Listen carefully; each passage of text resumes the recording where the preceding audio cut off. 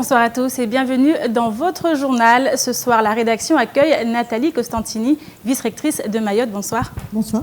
Alors après les enseignants hier, ce sont les écoliers, les élèves qui ont repris le chemin de l'école aujourd'hui. Une rentrée qui s'annonce déjà mouvementée. On verra cela plus en détail avec vous dans quelques instants. Avec nous également Chakila Issouf, journaliste à KTV. Bonsoir Chakila. Bonsoir. Alors toujours pas de nouvelles de la petite Aïcha, jeune fille de 13 ans portée disparue depuis 5 mois. Une disparition entourée de zones d'ombre qui pose de nombreuses interrogations. On verra cela avec vous dans ce journal. Mais d'abord, voici les titres de ce mardi 25 août.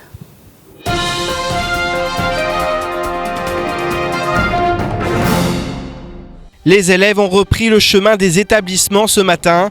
Une rentrée synonyme de reprise des habitudes quotidiennes pour des milliers d'élèves, mais aussi pour les parents.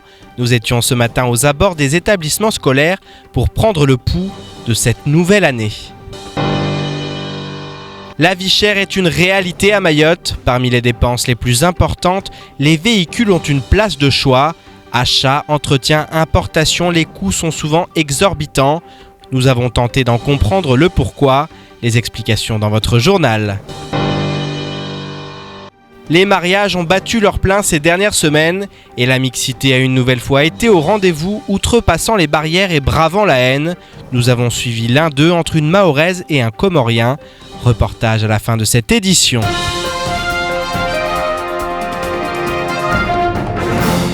C'est avec l'humeur plutôt joyeuse que les premiers élèves ont repris aujourd'hui le chemin de l'école. Si rentrée scolaire rime avec nouveau cycle d'apprentissage, elle est aussi l'occasion de retrouver les camarades. Du côté des parents, le rythme est souvent effréné. Entre les derniers achats, la vérification du contenu du cartable, dépôt des enfants à l'école, pour eux, ce n'est pas toujours de tout repos. Nous avons suivi ce matin une mère de famille qui accompagnait sa fille à l'école de Cavani Sud. Et le moins que l'on puisse dire, c'est que nos petits écoliers sont sur les starting blocks et veulent réussir à tout prix cette nouvelle année scolaire. Reportage signé Chakila Issouf et Fred Soulaïmana. Je m'appelle Nasrine. Alors, tu es contente de rentrer à l'école ce matin? Oui. Pourquoi? Parce que on va travailler beaucoup pour aller en collège. Et puis moi, je suis furieuse. Tu es quoi? Je suis furieuse. Pourquoi? Parce que je vais aller travailler à l'école. Tu vas à l'école là? C'est bon? T'es prêt? Se réveiller tôt et se préparer pour se rendre à l'école. Voici une routine qui s'installe de nouveau dans la vie des foyers du département. Ce matin, c'est avec une grande joie et enthousiasme que Faïna, accompagnée de sa maman, s'empresse de rejoindre son établissement. Alors Faïna, tu es contente de rentrer ce matin à l'école? Oui. Pourquoi? Parce que je vais apprendre plein de choses à l'école. Qu'est-ce que tu aimes à l'école? J'aime travailler. Tu aimes travailler, mais c'est quoi ta matière préférée? Mathématiques. Sur le chemin, elle rencontre une camarade de l'école. Le sourire est au rendez-vous et les voilà réunis pour cette rentrée 2015. Pour sa maman, malgré la fatigue des derniers jours, le plus important reste l'épanouissement et la réussite scolaire de son enfant. Pour elle, les rythmes scolaires sont une bonne chose.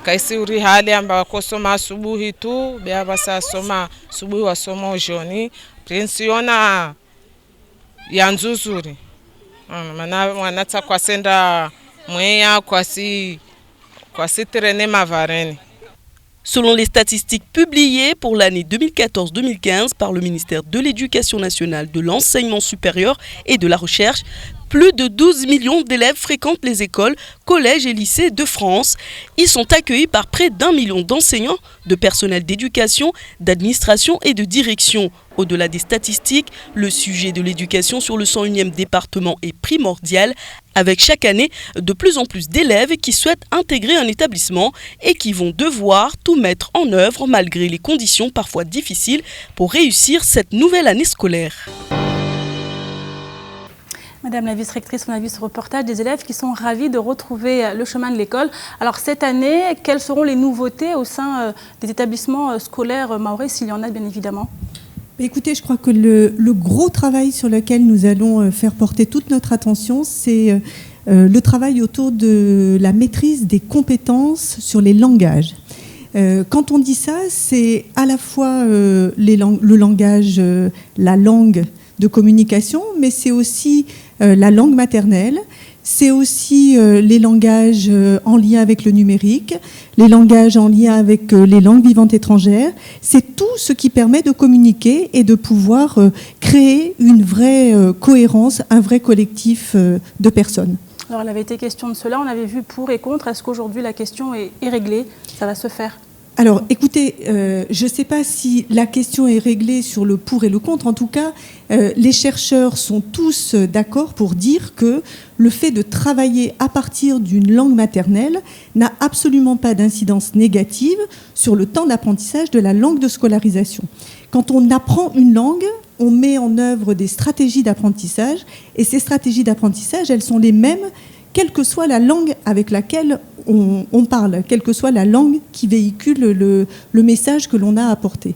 Et je crois qu'actuellement, il est une réalité, c'est que nous devons nous ouvrir sur l'extérieur, nous devons faire en sorte que nos enfants soient capables de vivre dans un monde qui est un monde mondialisé, mais au sens noble du terme, c'est-à-dire ouvert sur les autres, qui connaît les autres et qui est capable, parce qu'il les connaît, de pouvoir faire avec et de s'intégrer, de pouvoir avancer dans un même sens. Merci beaucoup. Alors avec cette rentrée scolaire se pose également la question de la violence à l'école. Et on sait à Mayotte, de nombreuses agressions se produisent dans les différents établissements du département. Pour réfléchir aux moyens susceptibles d'endiguer ce fléau, justement, le collège K1 de Kawini a organisé ce matin des ateliers de réflexion. Objectif, trouver des solutions et mesures à mettre en place pour davantage de sérénité au sein de l'établissement. Plus d'explications dans ce reportage signé Père Bellucci, Shakila Issouf et Leslie Vimné. Repartir sur de nouvelles bases pour mieux fonctionner ensemble. Tel était le programme du jour pour le personnel et les enseignants du collège de Kawini 1. Comment gérer les retards, les absences ou encore l'indiscipline qui mène parfois à des actes de violence. Autant de sujets qui vont être abordés cette semaine par les différents groupes de travail.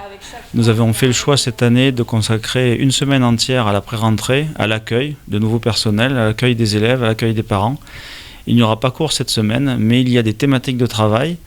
Et la thématique de travail aujourd'hui, c'est une réflexion de tous les personnels, puis des élèves et des parents sur la violence. Voilà. Donc ce que vous avez vu comme ateliers, qui ont fait suite à une réunion en plein air, sont des ateliers thématiques où des groupes sont chargés de travailler sur des thématiques pour trouver des réponses à ces problèmes. 6 salles ont accueilli les 6 groupes de travail. Chaque groupe était animé par des rapporteurs référents issus d'associations comme le Village d'Eva, avec des thématiques définies autour de 3 grands axes. Il y a 3 thématiques. La première thématique, c'est une thématique vie scolaire. Et la problématique, c'est quelles règles explicitées et partagées par tous. Quand je dis bien partout, c'est-à-dire d'un personnel agent, surveillant, enseignant, élèves, parents, partenaires associatifs également. Voilà, donc une première grosse thématique de vie scolaire. Deuxième thématique, c'est une thématique sur la gestion des conflits. On s'est rendu compte donc l'année dernière qu'il y a eu beaucoup d'incidents, il y a eu des crises, des conflits. Donc la question est de savoir ce qu'il convient de mettre en œuvre pour faire baisser ce niveau de violence et ce nombre de conflits. Donc comment anticiper ces conflits, comment les prévenir, comment les traiter et comment ensuite lisser un petit peu la période après conflit, quoi. La troisième thématique porte sur les sanctions et les mesures alternatives à celles-ci. Sujet délicat et à l'intérieur des différentes classes, les débats ont souvent été animés. C'est toujours les mêmes élèves qui posent problème, c'est toujours les mêmes élèves qui sont absents, c'est toujours les mêmes élèves qui arrivent en retard. Ça, je peux bien sûr. Alors, c'est sur eux qu'il faut se focaliser. Voilà. Et trouver un moyen, d'accord, de les ramener à l'école, entre guillemets, de la République, pour faire libre.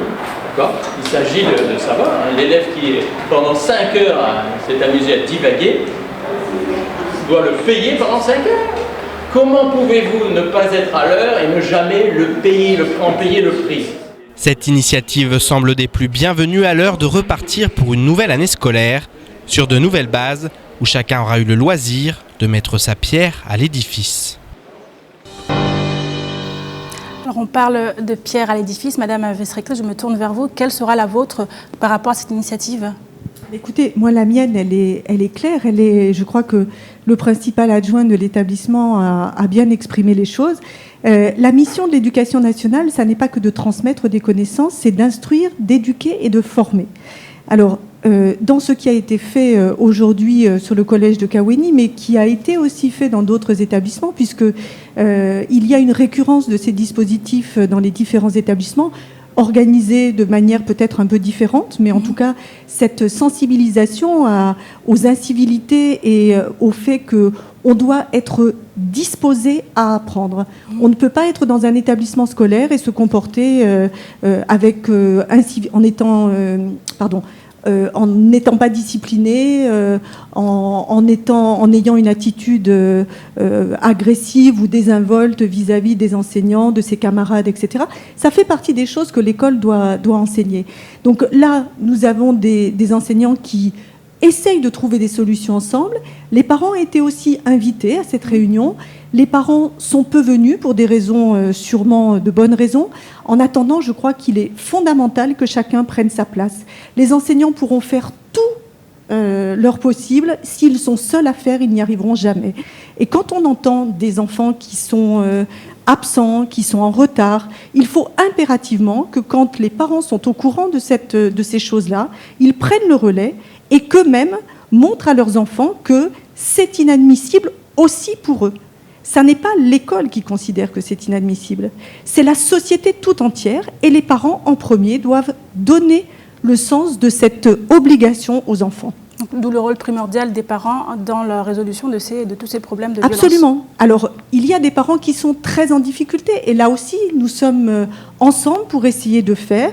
L'école est un lieu accueillant pour les enfants, mais c'est aussi un lieu accueillant pour les familles. Et il y a de plus en plus d'espaces de parents qui sont mis en place. Nous avons un dispositif qui s'appelle Parents, l'école a besoin de vous, qui se reproduit 2 fois au minimum dans l'année scolaire. Et les établissements ont très à cœur d'engager le plus possible les parents dans cette co-éducation qui ne pourra jamais donner de résultats si seuls les enseignants se retrouvent avec cette contrainte. Alors, le syndicat majoritaire des enseignants du premier degré, lui, se prépare à entrer en grève demain. Ils veulent ainsi exprimer leur opposition quant à l'application des nouveaux rythmes scolaires et leur généralisation dans les écoles en rotation. Si la date est reportée de 2 jours, c'est que le syndicat compte également sur la mobilisation des parents d'élèves. Ces derniers sont déjà entrés dans la danse, tout comme les maires qui dénoncent l'insuffisance des moyens humains et techniques mis en œuvre. À la veille du conflit, nous avons pris le pouls du mouvement de demain. Reportage signé Pierre Bellucci et Abbas Alidi. La rentrée scolaire 2015-2016 s'annonce d'ores et déjà mouvementée dans le premier degré. La problématique n'a pas changé pendant ces vacances. Les rythmes scolaires sont encore et toujours au cœur du conflit. L'année dernière, pareille époque, on était déjà mobilisés. Nous pensions qu'en discutant et en démontrant qu'effectivement, avec l'administration, ça pouvait se passer. Malheureusement non, puisque pendant toute une année, nous avons essayé de discuter, ça n'a pas marché. Et même quand il s'agit de déposer une notification d'intention de grève, le vice-rectorat n'a pas réuni les syndicats, alors qu'une réunion préalable était s'imposait, et c'est une disposition de la loi. Pour le moment, le vice-rectorat reste ferme sur la question. Les rythmes scolaires doivent s'appliquer à Mayotte comme ailleurs sur le territoire français. Une décision qui est loin de faire l'unanimité. Nous avons déjà annoncé d'entrée de jeu que c'est un mouvement qui ne peut pas, qui doit être soutenu par les parents d'élèves. Donc nous espérons une mobilisation progressive des parents allant jusqu'au blocage des écoles où effectivement c'est difficile d'avoir des avancées. Mais il me semble que même pendant les vacances, nous avions entendu des revirements de situation, des maires qui ont demandé à ce qu'il y ait des dérogations, qu'il n'y ait pas de rotation dans des écoles, qu'il n'y ait pas de rythme dans des écoles qui sont en rotation, 2 écoles à l'abattoir où ça évolue entre-temps. Donc tout est possible maintenant. Les parents d'élèves se mobilisent eux aussi de leur côté. Ils étaient hier dans les rues de Mamoudzou pour exprimer leur colère et distribuer des tracts expliquant les mouvements à venir. On a tenu de distribuer ces tracts pour informer les parents d'élèves pour essayer de les sensibiliser sur on va dire, sur les mouvements qui vont venir. Parce que on a essayé pendant une année, on s'est rendu compte que le compte n'y est pas. Que les instituts nous disent que ça ne va pas, on ne va pas croire normal au vice électoral ni au préfet, quoi. Ça ne va pas. Nous, en tant que parents d'élèves, délégués de parents d'élèves, on a vu ce qui se passe dans les écoles. Le compte n'y est pas. Il y a beaucoup de problèmes dans ces écoles et toujours on demande la suspension de ces rythmes scolaires parce qu'on pense qu'il y a des priorités, notamment la rénovation de ces écoles qui aujourd'hui on nous dit qu'il y a pratiquement 80% des écoles qui n'ont pas un avis défavorable, qui ont un avis défavorable de la commission d'hygiène. Normalement, le préfet doit demander la fermeture immédiate de ces écoles. Là, aujourd'hui, on met le personnel et nos enfants en danger. Outre les rythmes scolaires, d'autres problèmes persistent dans les établissements du premier degré et le mouvement à venir semble se faire l'écho du malaise ambiant. Pensons que ce sera un mouvement progressif et compte tenu des contextes, le problème récurrent que nous rencontrons à chaque rentrée, manque de salles de classe, surpopulation scolaire, manque d'enseignants, problème de fourniture et d'état des écoles, eh bien, nous pensons qu'il y a tous les ingrédients pour que le mouvement prenne de l'ampleur. Le mouvement ne fait donc là que commencer, mais la détermination et le rassemblement des parents d'élèves et des enseignants promet déjà de donner du fil à retordre au vice-rectorat, puisque dès demain, des parents d'élèves ont décidé de bloquer jusqu'à nouvel ordre l'école primaire de Mtsangani. Alors je me retourne encore une fois vers vous, Madame la vice-rectrice.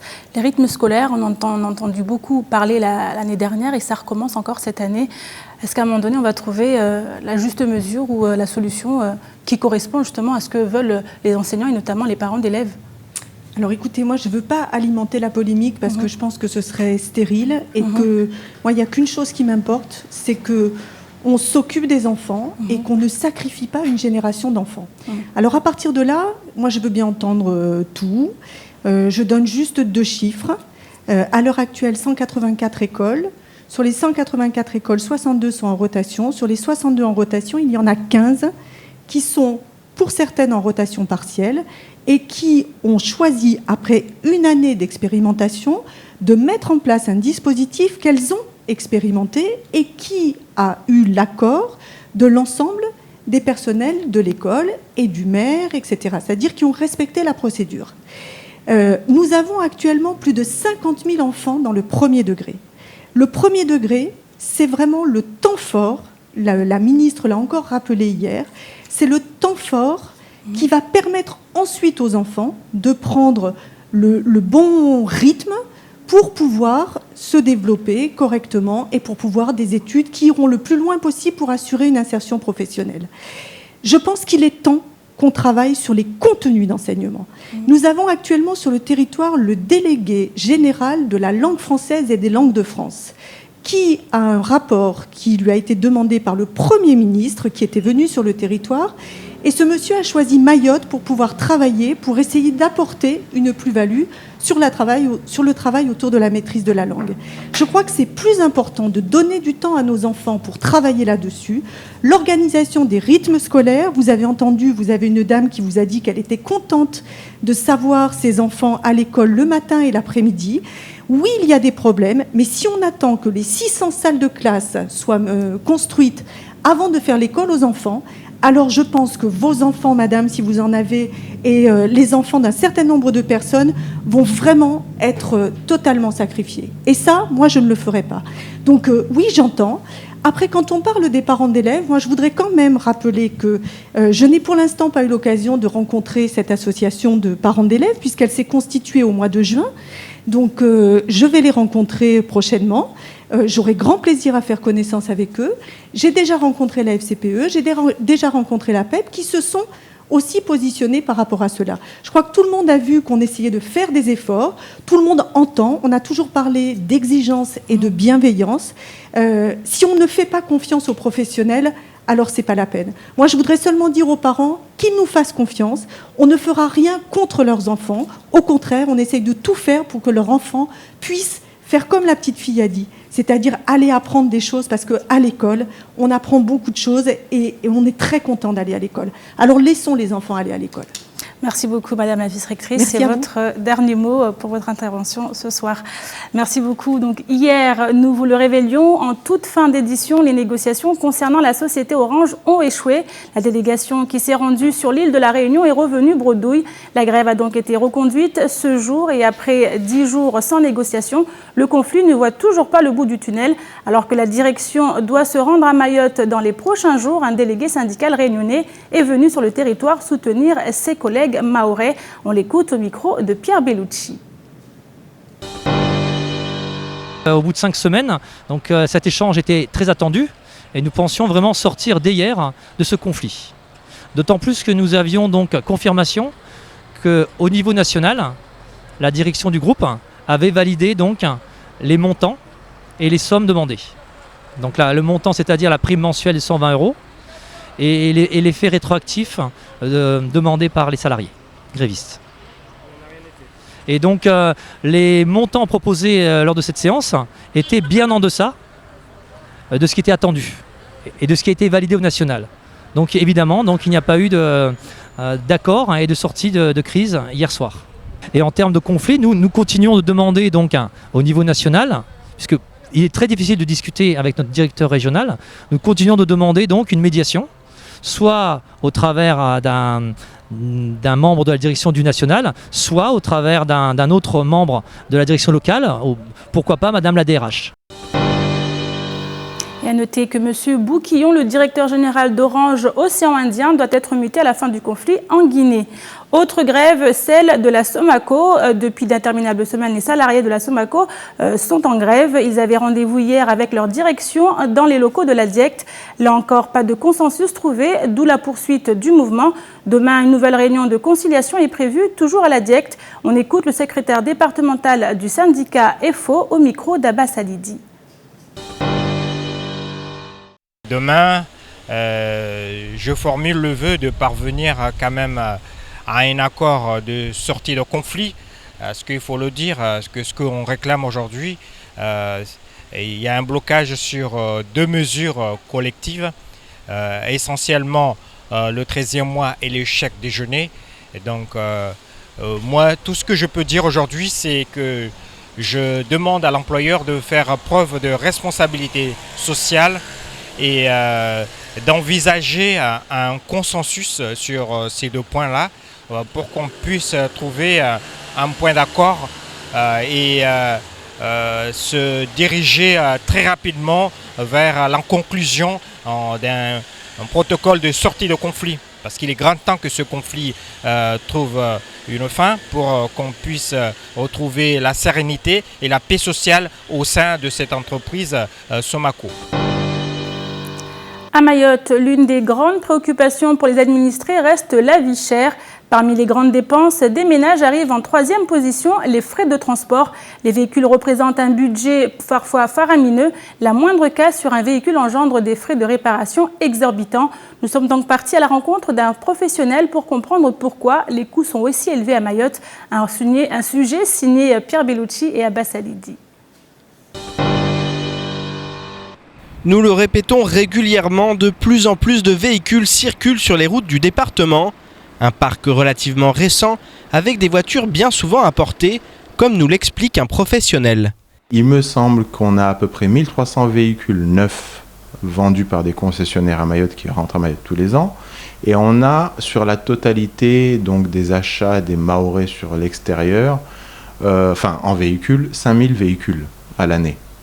Attention, je parle là de 2 roues, de 4 roues, de poids lourds, d'occasion, de neuf. Donc quand on fait effectivement le rapport, on a plus de véhicules d'occasion qui rentrent à Mayotte que de véhicules neufs vendus. La raison de cet import massif, le prix. En effet, il revient moins cher d'importer les véhicules que de les acheter sur le territoire, sans compter les particularités locales qui dissuadent d'acheter neuf. La particularité des véhicules ici, c'est qu'ils souffrent beaucoup. Il suffit de regarder l'état de vieillissement d'un véhicule qui a 3 ans ici. Il correspond sans trop de différence à un véhicule qui a 10 ans ailleurs. Mais ça, c'est dû à des données géographiques, c'est dû à des données... c'est dû à l'environnement. Un véhicule souffre beaucoup à Mayotte. Un véhicule roule toujours dans des conditions sévères. On n'a jamais le temps de faire beaucoup de kilomètres. Le véhicule s'encrasse, la carburation s'encrasse. Les routes ne sont pas des autoroutes, pour faire simple. Un véhicule souffre beaucoup. Amortisseurs, suspension, c'est l'ensemble des véhicules qui sont chaque jour mis à rude épreuve. Une donnée qui explique la multitude de problèmes techniques et les nombreuses réparations que sont contraints de faire les propriétaires de véhicules et qui coûtent très cher. Sans être très précis par type d'article, par gamme de produits, ce qu'on achète 100 € en métropole, il est tout à fait normal, entre guillemets, qu'on l'achète 150 à Mayotte. Tout simplement parce qu'on a un revient global de 1,5. Et ça, c'est tous les corps de métier qui sont concernés. Il y a le transport, il y a les assurances de transport, il y a le dédouanement, il y a tout un tas de paramètres qui font que ce qu'on achète 100 ailleurs revienne à 150 ici. Du côté des automobilistes, le constat est clair, les véhicules représentent un budget bien trop conséquent. Je pense que sincèrement, les prix d'automobile à Mayotte, comme tous les produits dans les magasins, ils sont vraiment chers. Je peux dire au moins 20% de mon budget. Pourquoi ? Parce que ça lie par rapport aux routes de Mayotte. Même si tu répares ta voiture au bout de quelques mois, ça revient au même, quoi. Je fais un bilan donc par rapport à l'entretien de voiture. Je suis à 2000 à 2500 € à l'entretien complet en fait. J'ai souvent des petits problèmes parce que la voiture elle dure depuis déjà un certain temps, donc j'y vais souvent au garage. Donc qui dit garage dit que voilà, il faut payer, je peux dépenser 200 € comme ça peut par mois, oui. Conditions extrêmes pour les véhicules, gouffre financier pour les ménages. Si l'on y ajoute l'engorgement et les accidents qui se multiplient, il semble grand temps de trouver à Mayotte des solutions alternatives pour se déplacer, car avec 50% de la population qui a moins de 25 ans, la situation ne semble pas aller en s'améliorant. Menace de grève chez les retraités, disparition de la jeune Aïcha, c'est également dans l'actualité de ce mardi 25 août et c'est présenté par Pierre Bellucci.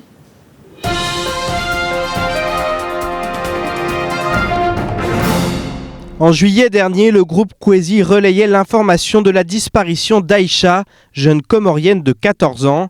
Envoyée à Mayotte en 2012 par son père, elle est arrivée par Kwassa pour retrouver sa mère censée lui offrir un avenir meilleur. Mais depuis 5 mois, la jeune fille a disparu et reste introuvable. Selon les informations recueillies, la maman qui a refait sa vie et eu d'autres enfants n'a jamais scolarisé sa fille. Disparue du jour au lendemain en mars dernier, la disparition n'a pas été signalée aux autorités. Selon son père resté à Anjouan, inquiet de rester sans nouvelles, il prendra le Kwassa pour venir la chercher lui-même. Il a frappé à toutes les portes et l'association Village d'Eva s'est saisie du dossier. Les forces de l'ordre et le parquet ont été avertis et la maman a été entendue par téléphone, tout comme le beau-père. Aucune enquête n'a été ouverte alors même que scolariser son enfant est une obligation. La dernière résidence connue d'Aïcha était à Chiconi. Toute personne ayant donc des informations sur la jeune adolescente peut contacter les forces de l'ordre en composant le 17 ou le Village d'Eva au 06 39 21 23 38. Samedi, le syndicat des retraités du privé de Mayotte avait appelé au rassemblement pour évoquer la problématique des pensions locales. Suite à cette rencontre, un nouvel appel a été lancé pour le dimanche 30 août, place de l'Ancien Marché. L'organisation de la grève qui démarrera à partir du 10 septembre ainsi que les dépôts de préavis auprès de la préfecture et de la caisse de sécurité sociale sont à l'ordre du jour. Les retraités de Mayotte seront donc en grève en septembre prochain et ils devraient être suivis par d'autres car aujourd'hui la faiblesse des pensions et des plafonds fixés, c'est l'affaire de tous. Mayotte exprime chaque jour un peu plus tous ces mots, aussi difficiles que profonds. En décembre 2014, un arrêté préfectoral réglementant la vente d'alcool et fixant des périmètres de protection dans le département a été publié. Quelques mois après sa mise en application, le bilan est plus que mitigé. Pourtant, la règle est simple, la vente à emporter de boissons alcoolisées n'est autorisée que de 8h à 20h du lundi au samedi et de 8h à midi le dimanche. Si les grandes surfaces et stations-service jouent le jeu, on ne peut pas en dire autant des doukas et autres supérettes répartis sur le territoire où il est possible de s'approvisionner, quelle que soit l'heure. De même, les exploitants se doivent de préserver la tranquillité du voisinage et là encore, il est facile de constater que les choses ont peu évolué, notamment en cette période grand mariage où le tapage nocturne est légion. Le panel répressif est pourtant très large, mais force est de constater que bien souvent, la police municipale fait preuve de clémence. Quant au nombre de cas d'alcoolémie au volant, il ne semble pas vouloir reculer.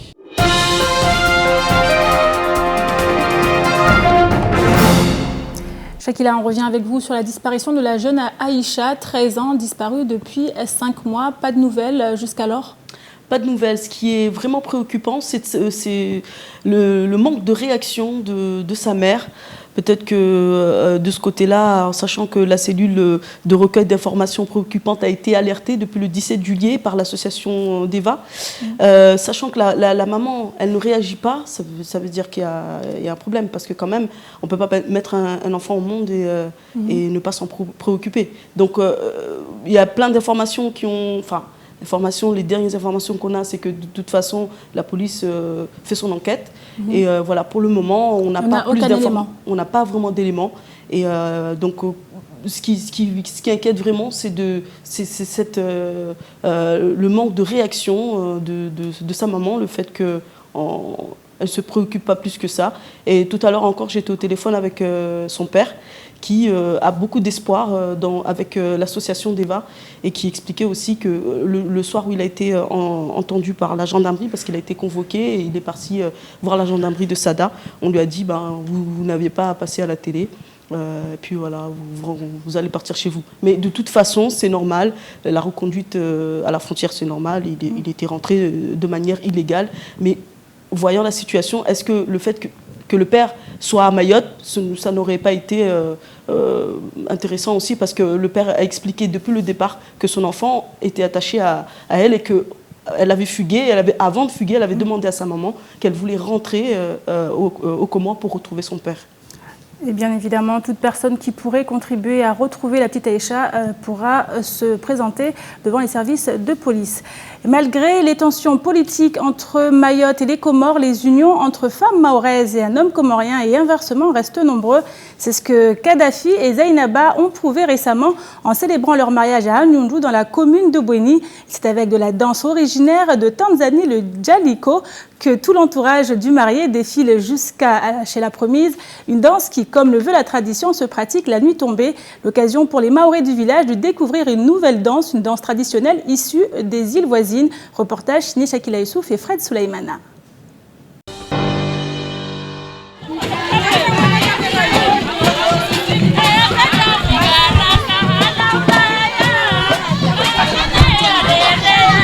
Les hommes en boubou, accompagnés du fameux banquera, et les femmes habillées de leurs plus beaux habits de soirée. Le Jaliko débute à 21h au rythme des tambours, tandis que les chanteurs racontent la vie du marié à travers une chanson qui lui est dédiée. On va avec une danse, avec des tambours, et des chansons traditionnelles. Et derrière, ça donne le portrait du Bwana Harusi avec la femme. Et le Jaliko, ça devient en Afrique, se compose de 2 mots. Jaliko, ça veut dire le mari est venu, et ça veut dire tiens ta femme. Curieux, les habitants du village d'Anyundu sont restés éveillés pour pouvoir découvrir ce qu'est le Jaliko. Et cette habitante ne semble pas être déçue.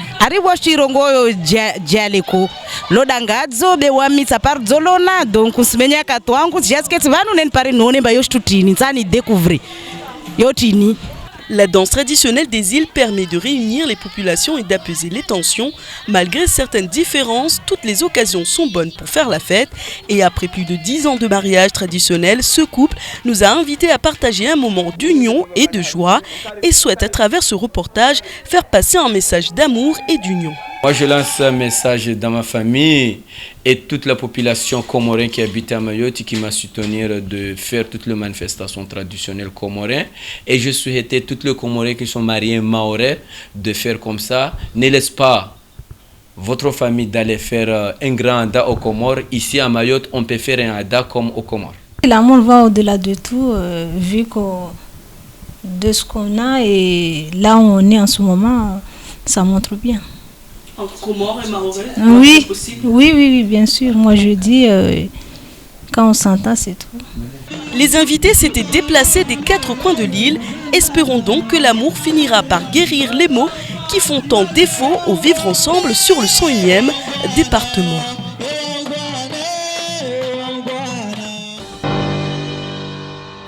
Et bien évidemment, tous nos vœux de bonheur aux mariés. Et c'est la fin de cette édition. Merci pour votre fidélité. Dans quelques instants, les nouvelles du temps pour la journée de demain avec Ornella Périne. Retrouvez ensuite l'invité du temps de parole, Christian Giraud. Il était ce matin au micro de Patrick Méan que vous retrouvez comme tous les matins en télé et en simultané en radio dans la matinale. Quant à moi, je vous donne rendez-vous demain soir, même heure, même chaîne. Excellente soirée à vous sur KTV.